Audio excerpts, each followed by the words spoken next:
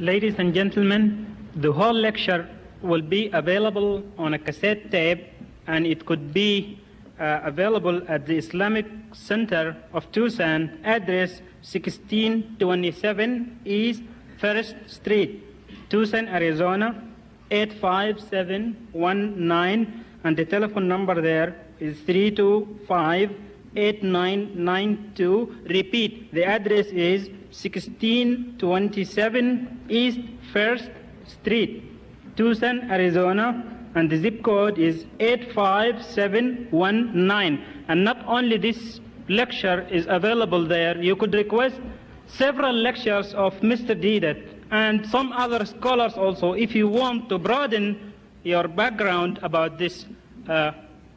Also, we have about 15 more minutes for the questions and answers. You are kindly requested, if you have any question, please feel free and come to the mic. Now the gentleman on the right can start. First of all, I'd like to clarify a point. Earlier on tonight, you made a statement involving incarnation, involving a comparison of Christianity with Hinduism. Well, to clarify a point, we do not believe that the purpose of Jesus Christ coming down in the form of man was for the simple reason of understanding man's problems, but instead to take on the sin of the world. And because of that, there is no real parallel between an incarnation of comparing Hinduism faith with the faith of Christianity. And second, the point that I'd really like to address, your entire issue tonight, is that it seemed to me that it was more not necessarily who is Christ and what is his purpose, but it was more like an attack upon men, Christian men, your men. I mean, I appreciate Muhammad and I appreciate all the great prophets, but it's God that is above all of us. And, you know, we really have no right to compare ourselves on the same standpoint, and so to bring in man versus man is really irrelevant when it comes to God and Christianity and the Muslim faith. And so I'd like to know not necessarily what you believe on the attack of a Jimmy Swaggart or a Pat Robertson or your own people, but instead I'd like to know where is it you stand on Jesus Christ in comparison to God and your Muslim faith, and the comparison between faiths, not men. I thought I made it abundantly clear with regards to what we accept Jesus to be. I said, and I repeat, that Jesus Christ, we believe, was one of the mightiest messengers of God. I said, we believe in his miraculous birth, which many modern-day Christians don't believe today. We believe in his many miracles, including those of giving life to the dead by God's permission, and of healing those born blind and the lepers by God's permission. Then I said, there is a parting of the ways, and that is, you say that he's God, we say he's not God. You say he's God incarnate, we say God does not incarnate.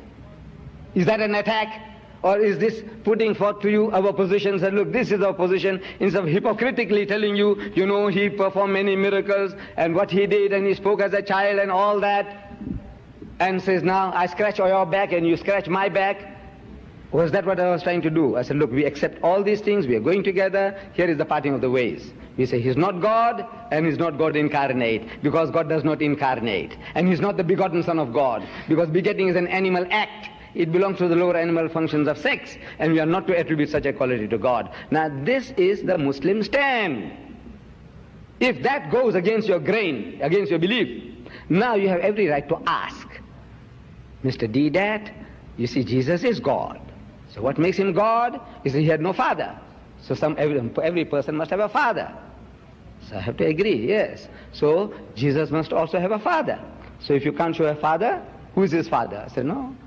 He has no father. He said, no, his father is God. What have you to say now? So he is the begotten Son of God. He's God's only Son. Talk like that. So what have you to say? We believe in the Holy Trinity. Father, Son, and Holy Ghost. You know, this is what our book says now. Do you accept the Trinity? Talk like that. The first questioner, he did a beautiful job. He said, look now, we believe about Christ. Resurrection. So I said, look, if there's no death, there's no resurrection. Talk like that. Look, this is the question. They said, now you want me to justify, even now, you want me to justify. I said, look, I'll show you from your own book that you read something and you misunderstand the thing that you're reading. Let's put it to the audience. Let I put it to you. But now you're crying now like a woman, bashful maiden. You said, now look, you attack. What attack? What did I say disparaging about Jesus? You say that he called his mother woman in your book. I said, my book says, he says, وَبَرَّمْ بِوَالِدَتِي. He says, made me kind to my mother. وَجَعَلَنِي جَبَّارًا شَقِيًّا. And he's not made me, وَلَمْ أَجْعَلْنِي جَبَّارًا شَقِيًّا. And not, aggressive or abusing. Look, this is the Quran is defending Jesus. That he never did anything that you are attributing to him. That he called the learned men of Israel. He's the elders of his people. You generation of vipers, you whited sepulchres, you wicked and adulterous generation, you snakes, you fools. Look, this is your record. My book says, no, he never did anything like that. Is that an attack? If that is an attack, then brother, I apologize. By God, I'm ashamed of myself. If this is an attack, the Quran says that he didn't do that. He respected his mother. That's an attack. Is that an attack? That he didn't abuse the people. Is that an attack? No, you must tell me what is the attack? What is the attack? What did I say abusive about Jesus? I say he's one of the mightiest messengers of God. We love him. We respect him. We revere him. And we say follow him. Follow him. Because if you followed him, you'll be a Muslim. You're not following him.